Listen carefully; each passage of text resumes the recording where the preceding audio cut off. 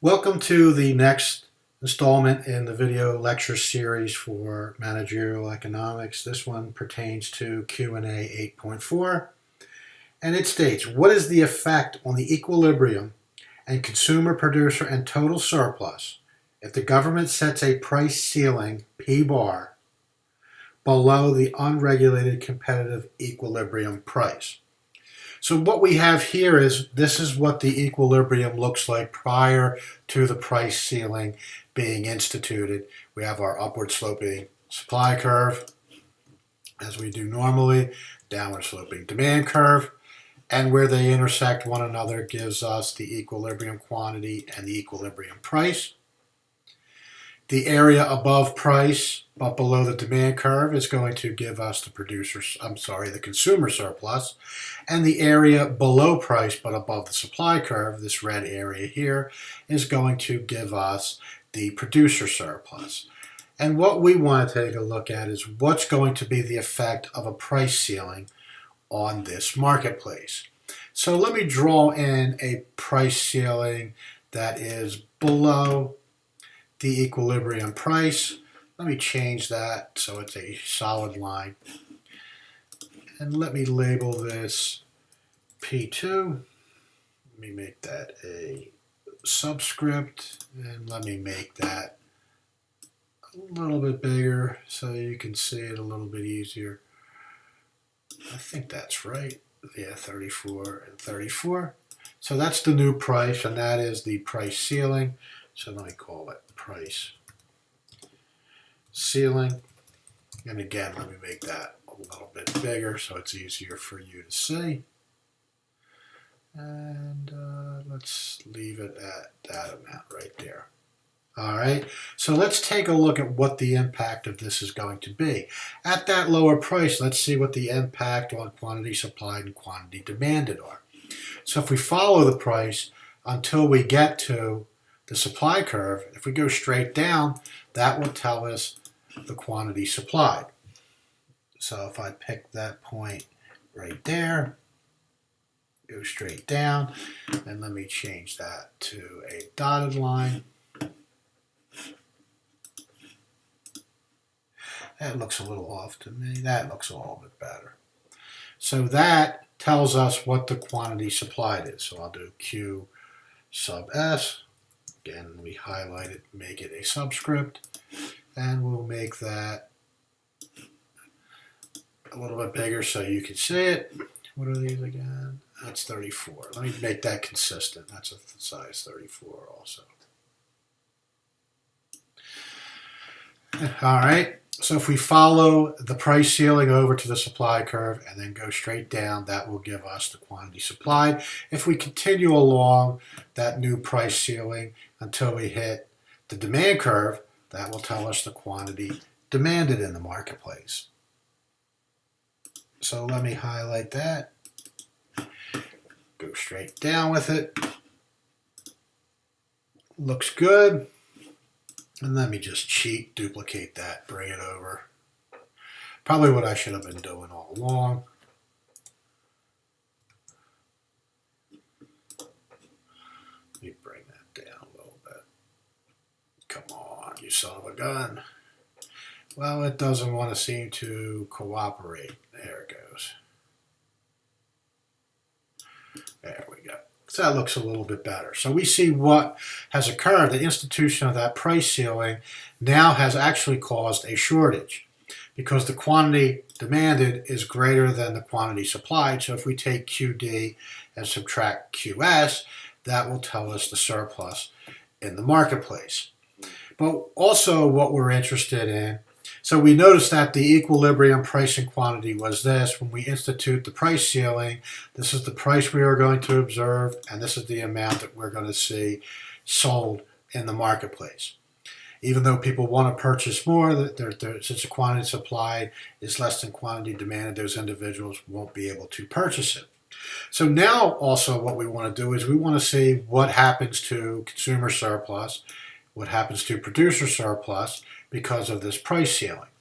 And to make this a little bit easier to understand, I'm going to bring that dotted line all the way up here. and it'll just make it easier for our analysis. So remember, what was producer surplus? I'm sorry, let's do consumer surplus. What was consumer surplus? It was the area above price but below the demand curve. So we can see that the price ceiling is going to increase producer surplus for some individuals because now they are paying a lower price. So let me actually highlight this area. So what ends up happening is a portion of producer surplus is going to be converted to consumer surplus because of the lowering of the price. Let me go here and we highlight this area, and this area here is going to be the area that used to be producer surplus but is now consumer surplus. All right, so the lowering of the price, all it did was convert this. This used to be producer surplus, now it's consumer surplus. Now we have to take into account this area here. To the right of QS, these two triangles here are no longer going to exist. Let me actually highlight them and put them in place for you so you can actually see that. Let me change the color too. Let me change it. Let me change it to something else. Now, let me change it to that color.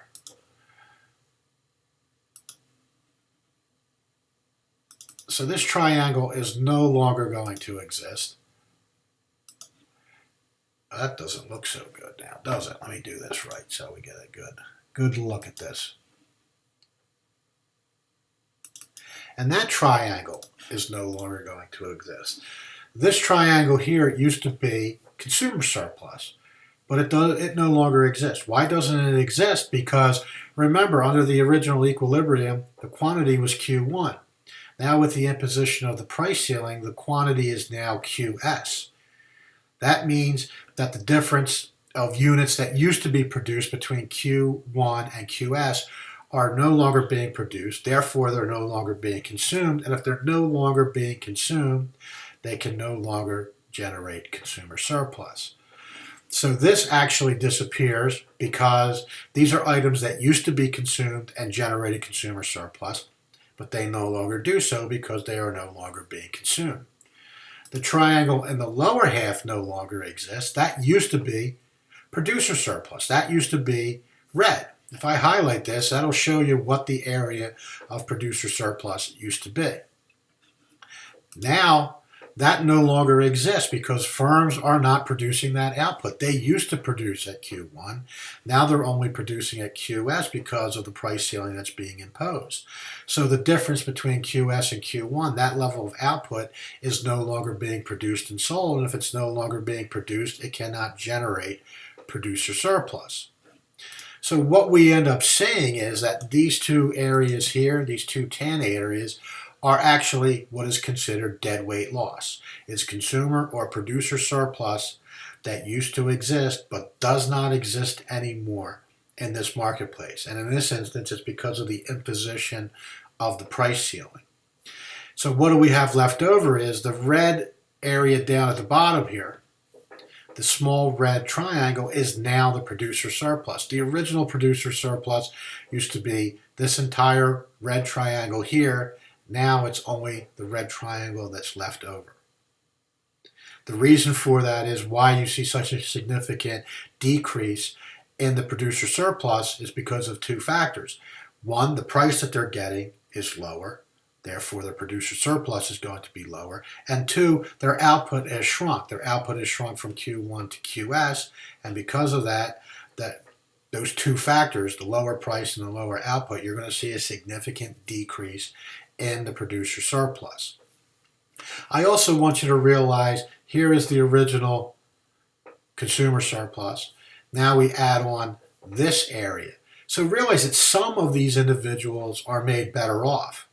The individuals who used to buy it at P1 and can still buy it at P2 are generating additional consumer surplus. But there are some consumers who are made worse off. Why? Because they can no longer purchase the item. There are some people who used to buy this item that can no longer buy it because of the imposition of the price ceiling. So be aware of that this takes a look at the social welfare effects of the imposition of the price ceiling and how it impacted people. So realize that with the price ceiling, we're going to see a dramatic, well, in this instance, a dramatic decrease in producer surplus because of two factors: the decrease in the price and the decrease in the output. All right.